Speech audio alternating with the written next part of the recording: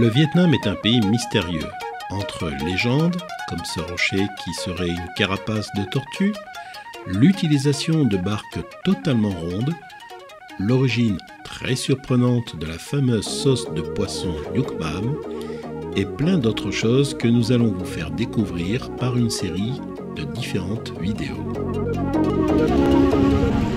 Tout à l'heure, je vous parlais de ces barques qui sont rondes. Ça s'appelle en réalité des paniers. Ce sont des paniers à l'origine, puis c'est toujours d'ailleurs des paniers. Pourquoi ces barques? C'est tout simple. Au départ, c'était fait de bambou, de fibres de bambou. Donc on allait tisser du bambou et on faisait un panier dans lequel on pouvait comme ça aller en mer. L'avantage du panier, c'est que c'est hyper stable, contrairement à ce qu'on peut penser, parce que la mer n'a pas de prise, comme un bateau par exemple peut se mettre en travers d'une vague. Lui, il ne se met jamais en travers de la vague. Alors bien sûr, ça tourne sur soi-même, mais en fin de compte, il suffit de faire le tour du panier et avec la rame, on peut avancer. C'est très pratique finalement. On peut faire aller par exemple relever des filets grâce à cette barque. C'est pour ça qu'elle est toujours employée.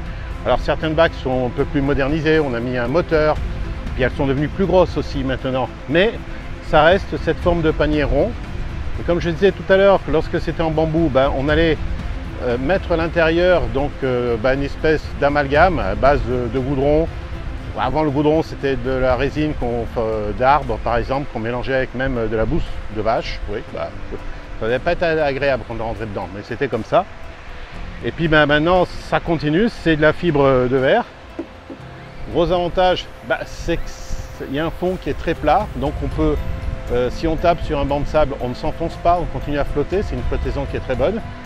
Et puis c'est relativement léger, alors ceux-là ils sont très gros, puis ils sont équipés, donc c'est difficile à soulever pour un seul homme. Mais à l'origine, le panier, il faut savoir que tout seul, tu pouvais le mettre à l'eau, tu pouvais aller relever les filets, tu pouvais revenir, et puis tout seul, tu le remettais donc sur la plage très facilement par rapport à une barque. Aujourd'hui, ceux-là, ils sont un peu plus modernes, un peu plus gros, mais on continue à employer cette même forme et ce même principe de panier. Un autre avantage du panier, c'était que si des fois il y avait une tempête, on ramenait le panier sur la plage, on le remontait le plus possible par exemple, et puis pour se protéger les embruns, on allait se recouvrir avec le panier, tout simplement. Finalement, c'était un truc qui était relativement bien pensé pour le pays et qu'on pourrait même employer en Europe.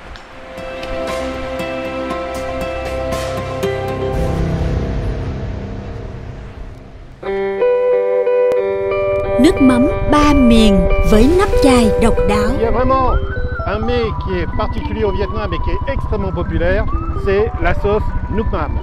Et on va aller visiter le musée de cette fameuse sauce, comment on fabrique cette sauce. Et je crois que cette sauce, elle est vraiment très ancienne et vous allez avoir une grosse surprise.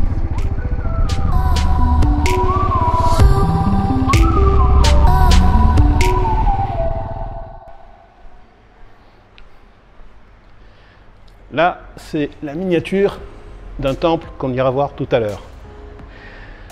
Figurez-vous que le Nuoc Mam que vous connaissez, d'habitude on a l'habitude en France de dire que le Nuoc Mam c'est asiatique, vietnamien en l'occurrence, et figurez-vous que c'est italien.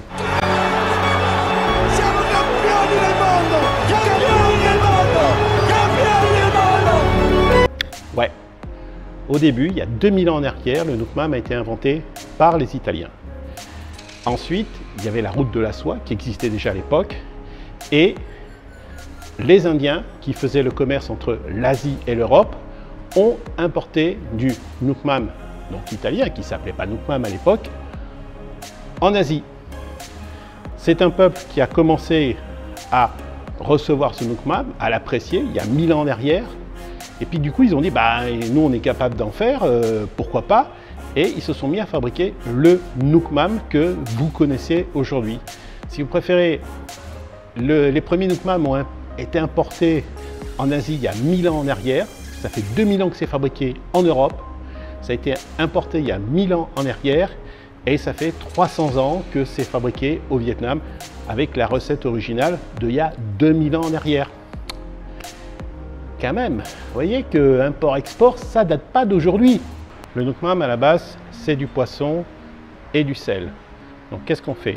On va mettre en place des salines, un peu comme en France d'ailleurs, et on va récupérer le sel, on va l'épurer, c'est-à-dire enlever toutes les saletés pour avoir un sel qui est très pur, comme on peut le voir ici, pour ensuite mettre à macérer le poisson. Et ça va donner bien sûr le nuoc mam. Donc le nuoc mam, c'est du poisson un peu spécial du Vietnam et c'est du sel très pur, fabriqué aussi, récolté ici au Vietnam. Maintenant, je vais vous montrer quelque chose de très intéressant. Ce sont des tonneaux de fermentation du nuoc mam. C'est là où on produit le nuoc mam. Dans ces tonneaux, il y aura des couches de poisson, de sel qui vont laisser le fermenter. Et après un certain temps, on va les récolter à partir de ce robinet. Ça, c'est ce qui se présente dans le tonneau de nuoc mam. C'est-à-dire il y aura des couches de gros sel marin, puis des couches de poisson. Et après, on va les laisser fermenter pendant un temps décidé par le fabricant. Il faut savoir que le nuoc mam, à l'époque, je vous parlais que ça avait 2000 ans, donc la bouteille en verre, on l'oublie, on le transportait dans ce type de poterie. Ensuite, il y a eu ce type de poterie qui existe encore, et après, la bouteille de verre.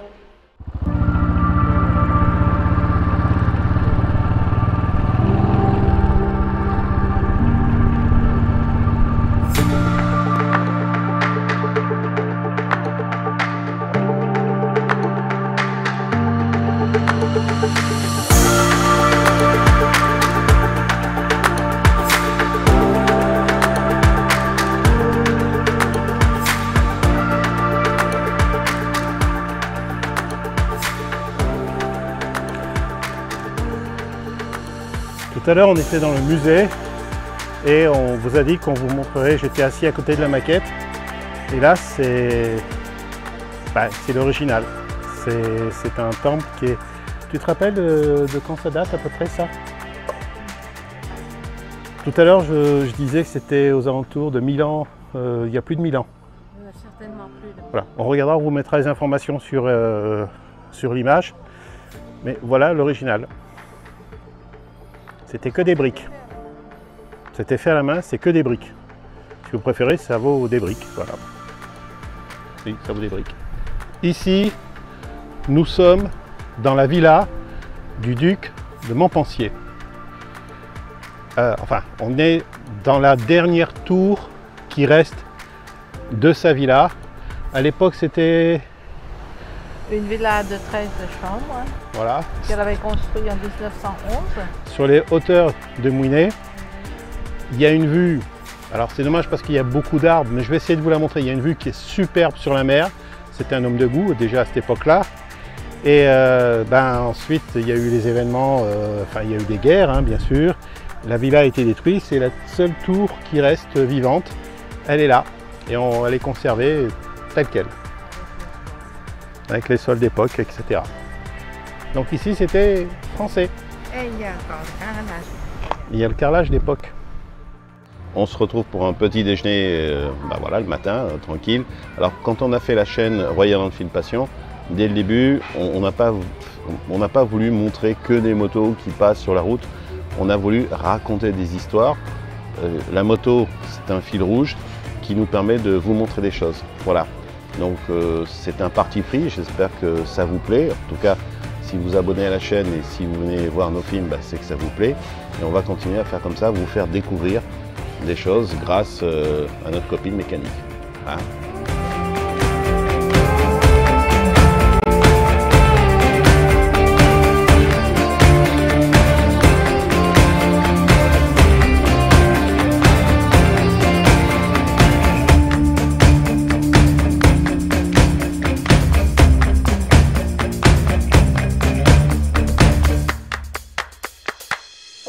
Thank you.